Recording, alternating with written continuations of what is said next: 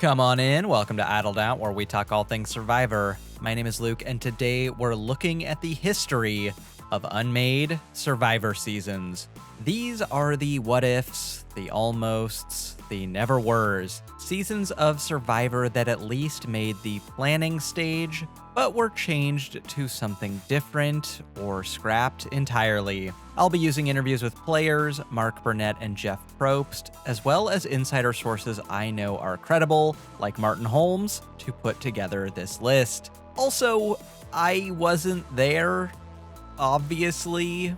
I was not in these rooms, so I can only report on what's been disclosed publicly or leaked out. By no means is this an exhaustive list of seasons that were pitched behind closed doors but scrapped. Undoubtedly, there are many more unmade Survivor seasons we will never know about. Finally, I'm not going to be covering seasons where the cast changed. If we were documenting every single casting shakeup, we'd be here all day. So we can save that for another time. I mean, Mike Skupin seems to think he was considered for every single season since Survivor Australia, and probably some Big Brother seasons too. And he wishes he was considered for Kid Nation. Almost every season underwent major casting changes at one point or another, so I'll only be looking at seasons that underwent major shakeups either in format, theme, or location. All that said, let's take a look at the Survivor seasons that never were. The first lost season of Survivor is perhaps the most well documented, which was going to be the original season 4, and filmed in Jordan. They'd been to Southeast Asia, they'd been to Africa, and they'd been down under. The Middle East was the next logical step for Survivor to visit on their globetrotting adventure. This season made it extremely far into pre-production before it got the axe. They'd spent 8 months in pre-production on Survivor's would-be 4th season, and Mark Burnett personally helped scout the location. Wadi Rum, a go-to for film productions looking for sweeping, breathtaking desert vistas. Not gonna lie, this season would have been an all-time beauty. Burnett envisioned an epic opening to the season, with the 16 new players riding into camp on camels, living amongst sand dunes in a location as harsh and unforgiving as the two that preceded it, but likely much more beautiful. Then I'm Brian Gumble. We understand that there has been a plane crash on the southern tip of Manhattan. You're looking at the World Trade Center. Jordan obviously had no involvement in 9/11, but relations between the US and the Middle East at large were strained, and shooting was deemed an impossibility, despite, as Burnett tells it, King Abdullah's personal phone call to him, pleading with him to continue production. But CBS feared that cast and crew might be at significant safety risk, so Burnett was told by CBS brass to get everyone out. Now. So the season was hastily scrapped, and Marquesas was selected as a backup, with a shooting deadline just 2 months away. This season was thrown together faster than any season before or since, and a hasty back to the beach theme was cobbled together. This is why the season features such shoddy and cheap challenges like stilt walking and kite flying. They were flying by the seat of their pants. Now, Marquesas turned out to be a pretty great season in my book, maybe my favorite of the first 4, but it's hard not to think of what could have been and wonder. I mean, Patricia on a camel. The terrorists won.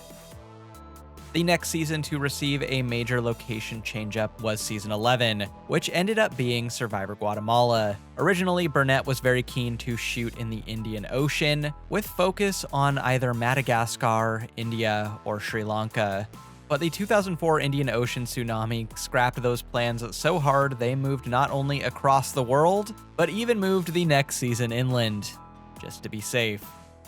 The next scrapped season that we know of is another big one, Survivor All-Stars 2, which became Survivor Micronesia, fans versus favorites. Back in the day, this was just taken as gospel. All-Stars was season 8. The next All-Stars season was definitely gonna be season 16. And it sounds like that was originally the plan, at least according to magazines with purported insider information.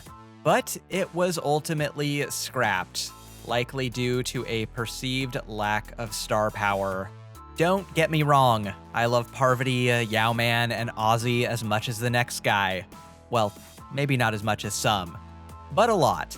But by going full-blown All-Stars, you're only inviting comparisons to the first All-Stars season's cast. And this cast would look like the Pee Wee League in comparison. It would have been a sign of a show in decline.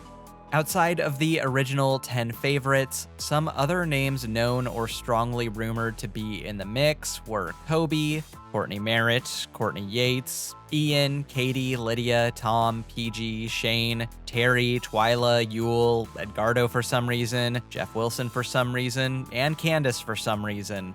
Undoubtedly, many more. Who knows who would have made the cut of 20 All-Stars, but they wisely, I think, swapped out half the All-Stars for a crop of fans instead. I mean, why have Tom, Yule, PG, or Courtney Yates when you can have Chet? The next missing season is what would have been the location for seasons 23 and 24, Survivor Tonga. Now, there's not much more known about this other than Survivor pulled out of Tonga over what is believed to be accommodation prices, and instead the crew decided to move the season back to Samoa, where they'd recently shot Survivor Samoa and Survivor Heroes vs. Villains. They'd double and triple dipped locations before, but with Survivor One World also being shot in Samoa, then a 4-season run of Philippines shot seasons, you can argue that Survivor pulling out of Tonga is what set the show down the path of reusing locations and branding seasons around increasingly silly themes rather than local culture. And speaking of outlandish themes, the original season 30 was going to be a doozy, a haunted, overstuffed doozy, mushing no less than 3 future themes together into one. As reported by reliable Survivor insider Martin Holmes in 2017, Season 30 was originally envisioned as the original iteration of Survivor Ghost Island. But this Ghost Island was much different. Although this apparently only made it to the pitch stage, it's a wild concept. And despite the Survivor purist in me screaming, I kinda wish we could have seen this. The show obviously wanted to do something special for its 30th season, and were considering a big returnee season to celebrate the landmark. One such vision for that landmark was a showdown between 30 one-time players who've never won. Divided into 3 tribes of 10, the season was to open with the 3 tribes competing in a massive physical challenge, with the 2 tribes who finished the challenge first earning the right to play in the season. The 10 losers? They're out of the game. Sort of.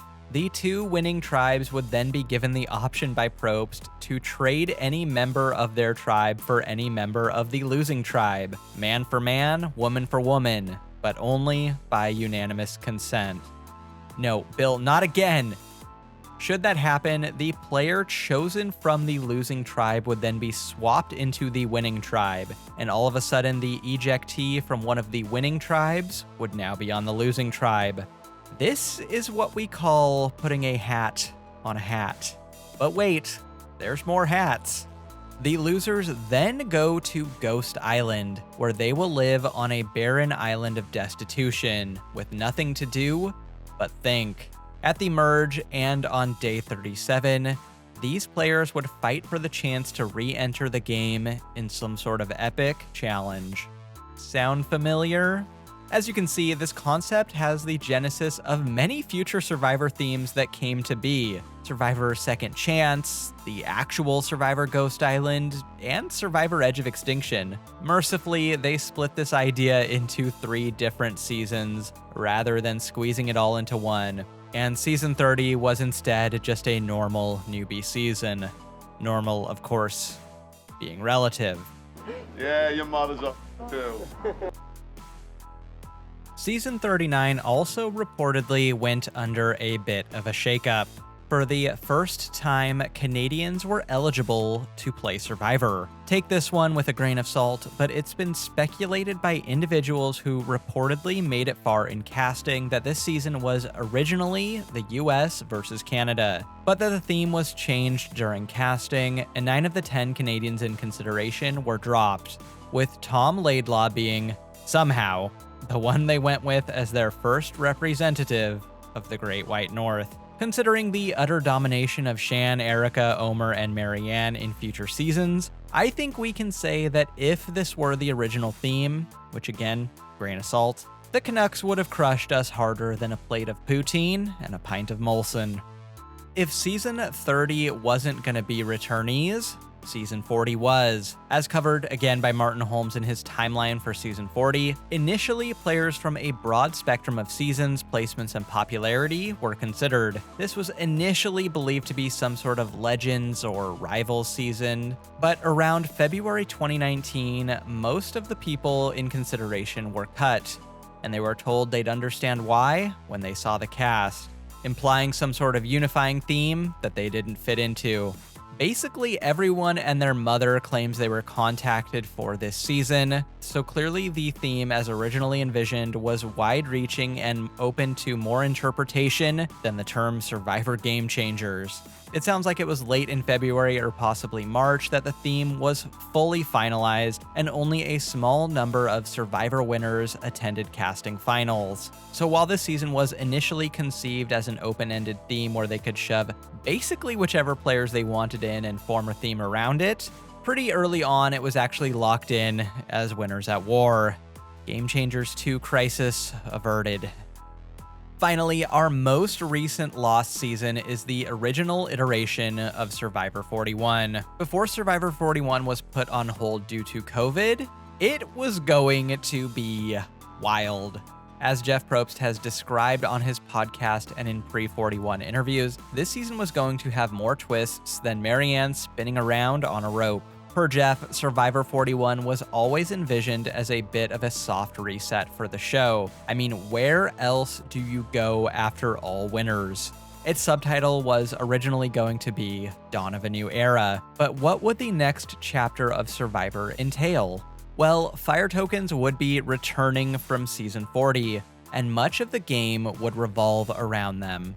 You would gain fire tokens throughout the game, where everything you could ever need in Survivor, from palm fronds and coconuts to idols and advantages, would be for sale at a trading post, with shopkeeper Rick Devens. This almost certainly would not have made it beyond the idea stage, but Jeff's original idea was indeed Devens, slinging idols and coconuts at the Survivor Mini-Mart.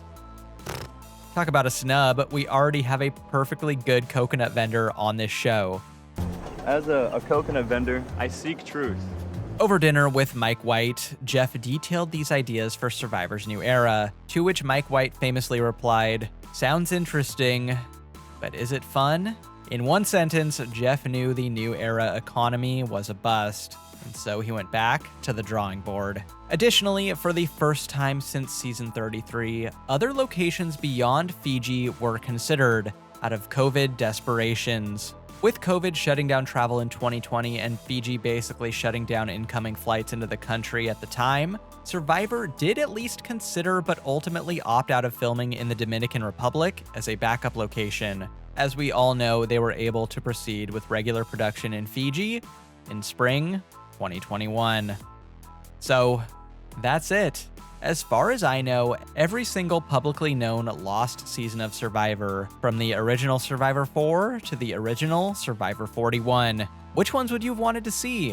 Which ones sound like absolute train wrecks? What would that All-Stars 2 cast look like? And would Jeff Wilson have seriously been on it? Got nothing else for ya. Don't disappear like all these Survivor seasons. Like and subscribe, and I'll get you more Survivor content just like this. Until next time, don't get idled out.